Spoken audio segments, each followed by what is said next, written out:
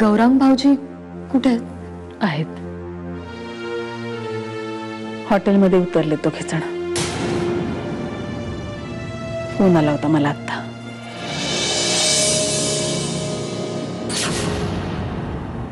पण मग घरी येणारच नाहीत की? नाही, येईल ना. कसं आहे ना मंजिरी, सत्यजितचा राग म्हणजे लोण्याचा गोळा आहे, पटकन वितळेल तो. आणि तो शांत झाला की मग ते दोघं जण येतील.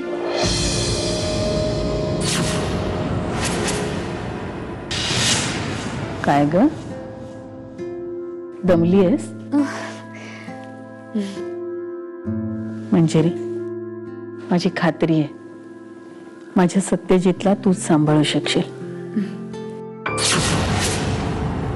चला, माझी एक चिंता मिटली. आता डोळे मिटायला मी मोकळी. आई, अहो असं काय बोलताय?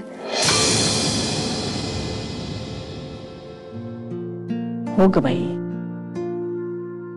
मुलांचे संसार बघायचीच इच्छा होती माझी. आई प्लीज प्लीज परत असं कधीच नका बोलू.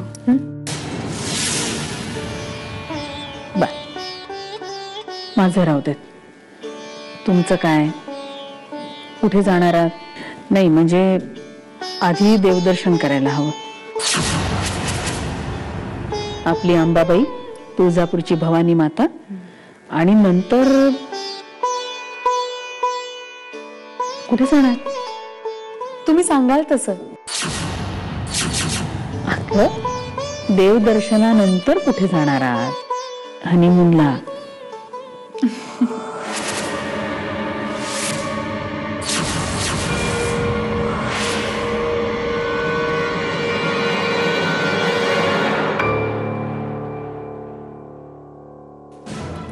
ठीक आहे, ठीक आहे, पैसे पोचतील.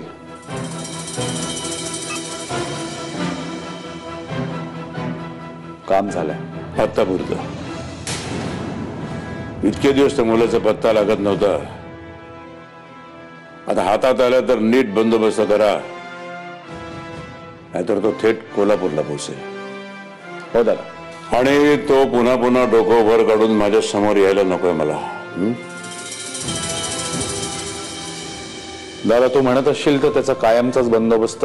नाही, तसला नको, तसला नको. बघ, कोणाला कळणारही नाही. उद्या असं काही झालं आणि ती केस जर पुढे आली ना, तर माझ्या पोरीला त्रास होईल त्याचा. आणि ते नकोय मला. तेव्हा नीट विचार कर आणि मग ठरव काय करायचं ते.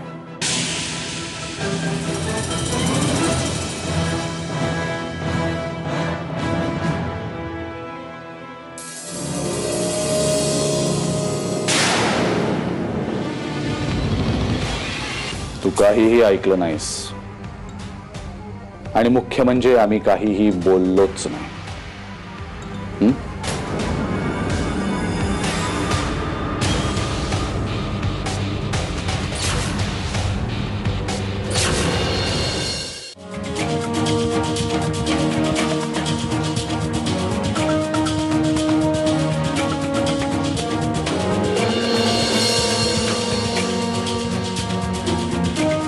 काही हवंय का?